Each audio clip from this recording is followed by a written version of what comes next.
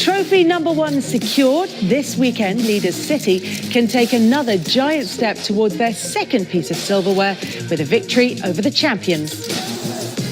It's done when it's already done. You are a champion when you are a champion.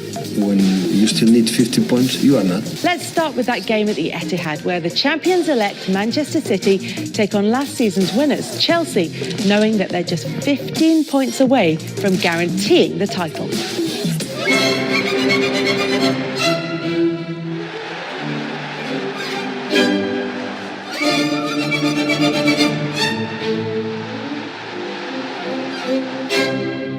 Bravo Figaro, bravo bravissimo, bravo Figaro, bravo bravissimo, a de fortuna, non mancherò, sono il padrone, tu e la città, sono il padrone, tu e la città, la città, la città,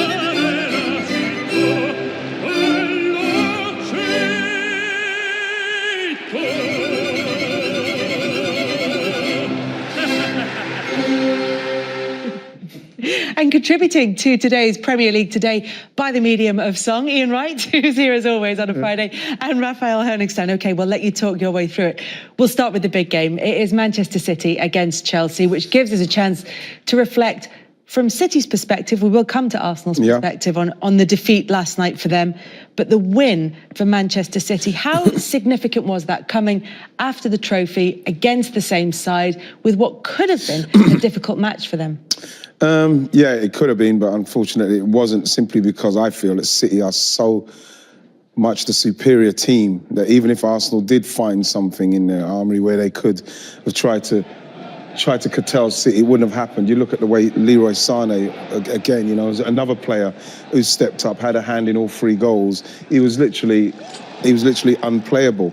The way they played, they are in finishing this season off mode. They're in getting this done, and you can see how brilliant they were. That for me was a beautiful goal. With Silva's touch was superb, and again, you know, Arsenal trying to press, they're not quite got it right. The touch might have been a bit fortunate there for Aguero, but it runs for him.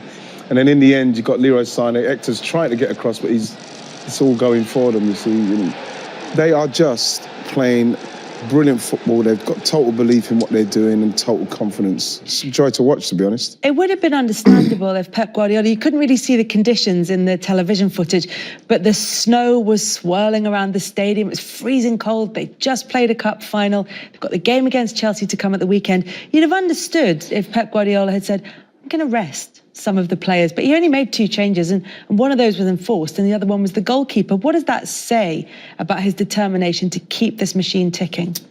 Well, I think he wants to send a message to his own team that this is not over until it's over, and we should not lose our intensity, our urgency, play as well as we can, and then, you know, maybe rest when it's done. And I think against Arsenal, especially with the League Cup only a couple of days ago, they felt there was a reaction coming. And I think he was prepared for Arsenal to be asking questions, pushing them hard. He had a very uncomfortable evening there with Bayern Munich, I remember a few years ago, where Arsenal, before they missed a penalty with Mesut Ozil, were the better team and really threatened to knock Bayern out. So I think he was paying a lot of respect to Arsenal, but also sending a message to his side that we cannot quite afford to start, you know, easing off, resting players, making changes just for the sake of keeping everybody happy. And that's exactly what Pep Guardiola has been talking about ahead of this game against Chelsea. I give a lot of credit to win that game because we can maintain the 16 points in front, and we need 5 more games to be champion. So it was so important for us. So big congratulations for the players. But it's never easy. Win a title, always you can think of a little bit more relaxed, or you are not focused like teams like Arsenal deserves to be.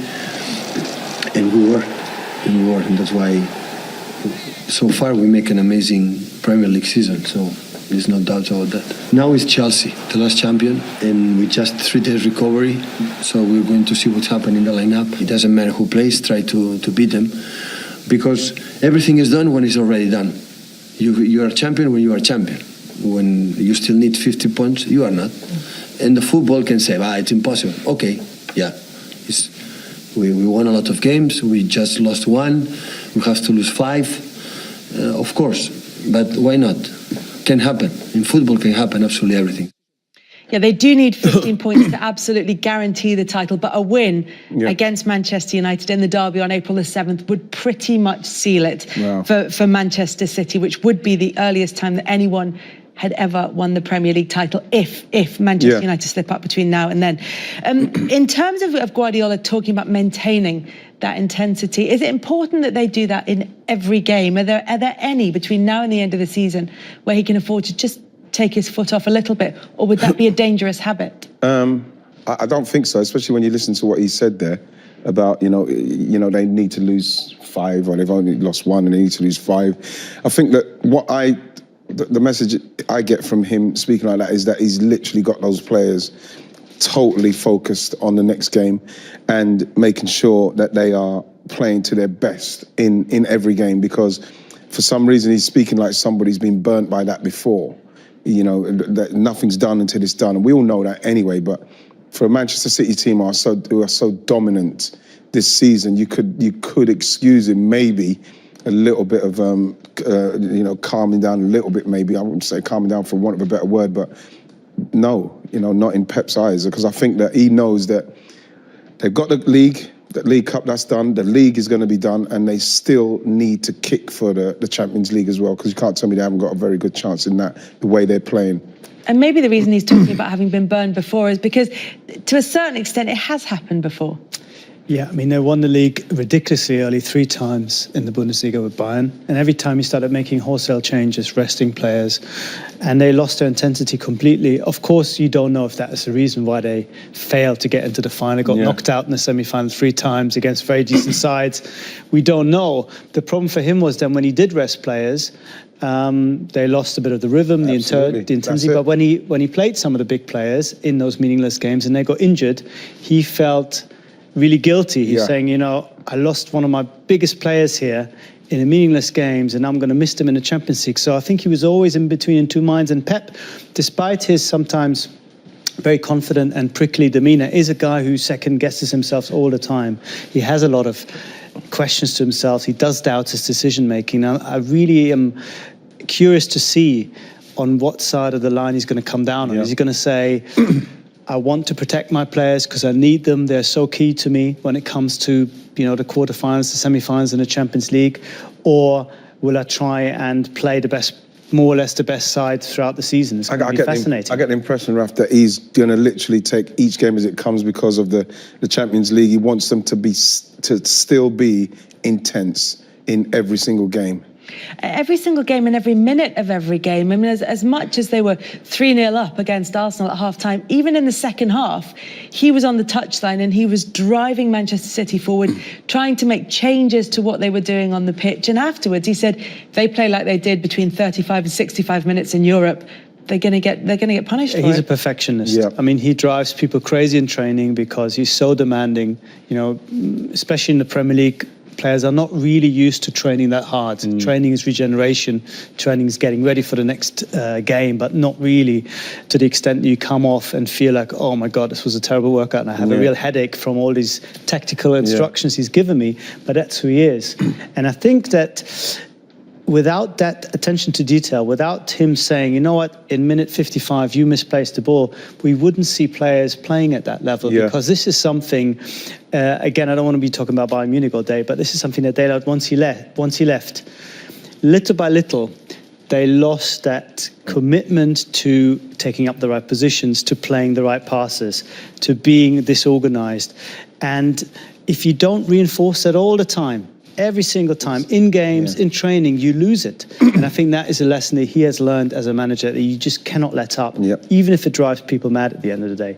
Leroy Sane was talking about exactly that after the game last night. He said in training, he sees things in players that other coaches haven't seen, and he works on bringing it out on them. And we've seen this season, the improvement in him, but last night seemed to be the peak of Sane's season. I think that what's happened with Man City, we've seen how great De Bruyne has been this season. Silva goes without saying, Sterling started, and now it seems like it's Leroy Sane's turn. But what you see with him is everything. He's got everything. He's another player from the wing that wants to get in the box. He's got unbelievable pace and skill.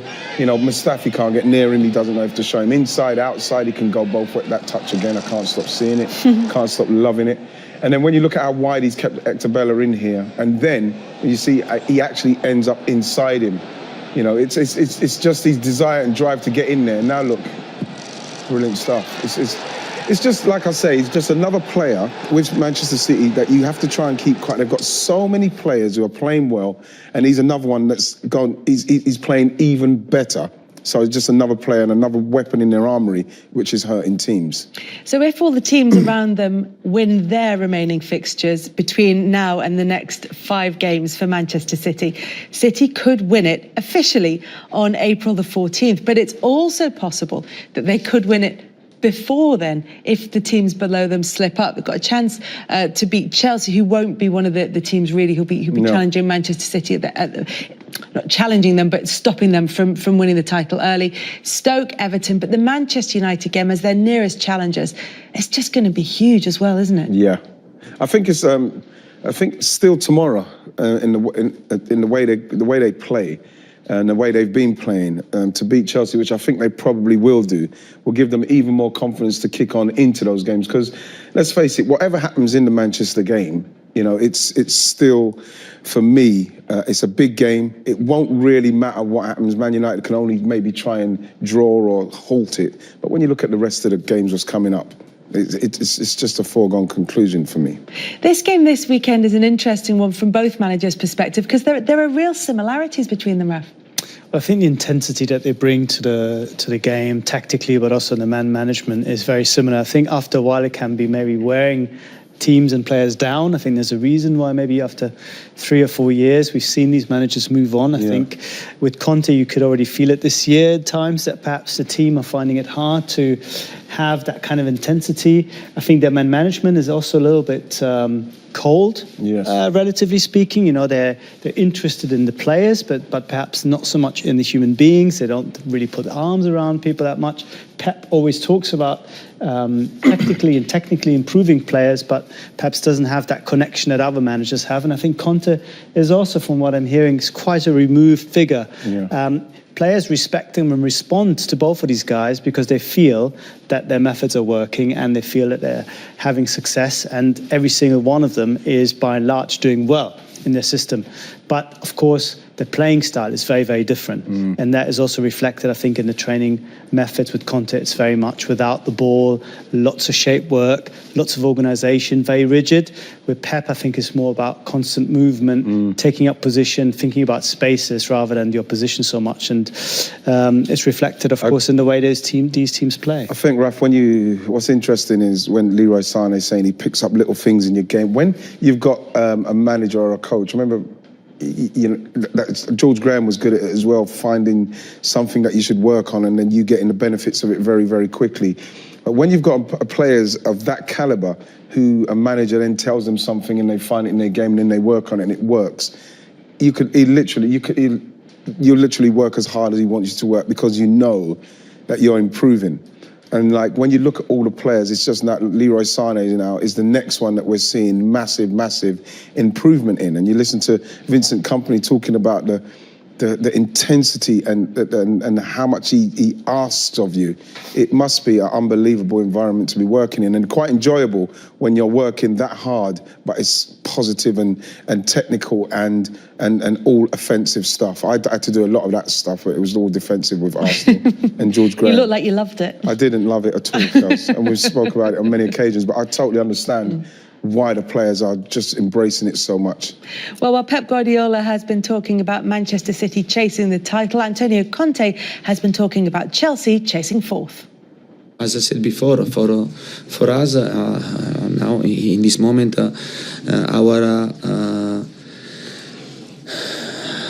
we have to try to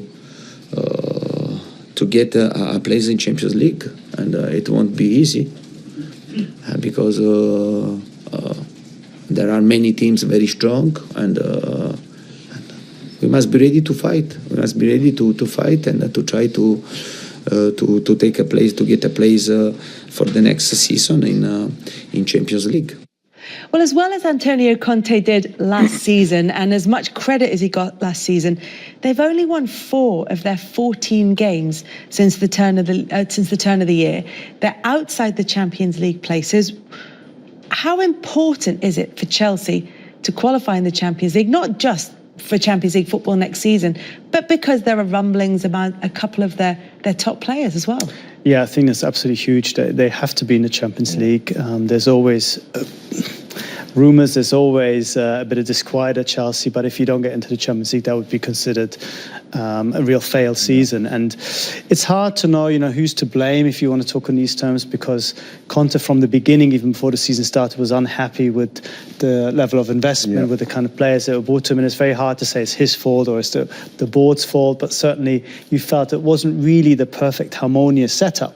And I think by and large, Chelsea have done well enough. It's just that the teams around them, the teams that were below them last season, have all improved, and Chelsea are more or less where they were before. They've lost a couple of players, they brought in a couple of players, but they are kind of on the same plateau, which is still very, very high. But these other teams, certainly Man City, certainly Man United, and certainly Liverpool, have all improved. And you look at it and you feel like even with the number 9, the focal point with Morata, the way he started the season, it's really strange that somebody who's come in and people talk about maybe the winter breaks affected him, or the coming to a new league, but like he started so well, and it's really strange that you start that well and it falls off like it has for him. I watched him in the game against United, and he had moments where you're thinking, okay, that was really good sharp play, and then that was very sloppy play. And you think to yourself, you're not sure what's happening with him. This one, you see, this is sharp play. Anything, the ball may be coming back a little bit, he gets something. This one, watch his movement here. Great move, look at him, he's intense, he's getting in there, he's got in there, he's hitting the bar. If that goes in, it's a whole different story for him. This is where you think to yourself, well, just lay that back into Ashwell or Danny Drinkwater, I should say, and get yourself back in there. Those are the things that he should be focusing on. He's just fractionally offside here. I think that he knows it. Well, he's done, but then you look and you think to yourself, this is not bad. That's the intensity you want from him in all aspects of his game at the moment. That's what they need. That's what you'd get with Costa. Now, I'm not saying he should be a Costa, but I feel that with his ability, and you're seeing it in spasms there, that he is capable of putting in the kind of work and the runs that can get Chelsea the goals that they need. Because I think if he can do that, Chelsea will be in the top 4. But I think every centre forward has their up and downs during the season, and even with Costa, it was very pronounced that there were like weeks and months where he didn't look on it. I think with Chelsea, it's exacerbated because centre forwards don't get that much of the ball. So when you have 3 or 4 opportunities, and for whatever reason you're not quite on it, then it looks as if you weren't in the game at all, because you don't get a lot of touches in midfield, you don't really provide a lot of assists. And I think that's why it's harder also for them to keep the confidence. You are so far removed from your teammates at times. I mean, United actually played quite deep, so it gave Chelsea an opportunity to push forward, but many times there's a centre forward and then there's Hazard and then there's no one. There's runners coming from 30 metres behind. I think it's really hard. And you still wonder if Morata, who wasn't the first choice for Conte, he wanted Lukaku, is the kind of centre forward that enjoys. Is it a way to get the best out of Willian, though? I think that Willian, whether he plays with himself, Pedro and Hazard, or if he has a focal point right up front, he still produces on a regular basis. And it's very surprising for me. I remember there was times this season where Bakayoko was playing in front of people like Willian, and I couldn't believe it. For somebody who's technically outstanding, he joins in, free kicks, every single aspect of the game he has. I cannot understand how he's somebody that is not involved even more. I can't believe he doesn't start certain games. When you look at him here, of course we say McTominay, and I'm sure he'll learn from that. He's got to continue to go with a player like that, and then he scores the goal. And he was the one in that game and in the games previously who is the main danger for them. And if he had somebody who he could maybe link up with, someone like Morata in that game, particularly so as he can bring Willian on, we might even see even more from Willian. What about Hazard? When we talk about him so much, what's the best way to see the best of him in that game? Because there was talk of him maybe creating opportunities for Morata, but if Morata can't finish those chances, then it doesn't really help Hazard to look at his best, but does he work better in that three, do you think? Well, I think, first of all, every player always likes to have players around them. I think centre-backs like to play in a back three because it's easier. Centre-forwards like to play at least with two centre-forwards. Three, it's easier, it's nicer. Yeah. But what I would say is I think Conte has managed to bring out the best of Hazard, certainly last season and in patches this season, because he plays in a more or less free role behind the centre-forward. And I think for him, that is a wonderful position to be in, because if you play him in a three, okay, if he's in the middle, then he has a bit of freedom. But if he plays in a wide area, then we've seen how hard a time Mourinho had with him and always asked him to come back, come back. And it's not really his game. As a second centre forward, player in the hole, however you want to define it, you have a bit more freedom and you can sort of pick your moments and really have this decisive impact when you do touch the ball. And I think that's what Conte has done well.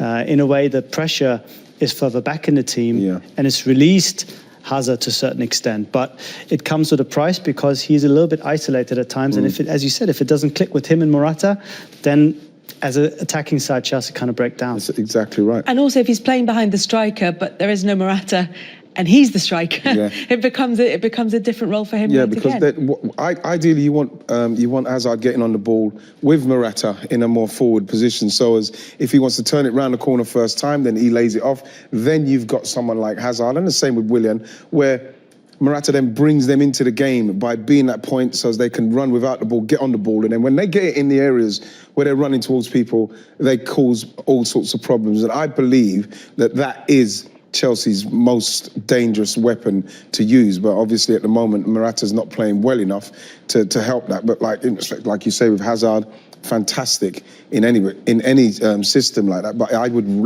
if I'm playing against him, I'd love to see him up front on his own like that, because I believe that my team will be able to deal with him. And as much as this is a big game for Manchester City, and we talked about the reasons why, for Chelsea, for them to be able to move back into the top four if other results go their way this weekend, it's a huge game for them. It's a massive win. It could be if they could win this game, which I'm really, I'm not sure that they can. But it's the kind of game where people will get up for it. You know, maybe it might be the game where Morata comes back to the form we saw earlier on the season. But I think it's the kind of game that will then give them the momentum and the impetus to kick on again. Because what you need to do, you need to put that pressure on Tottenham.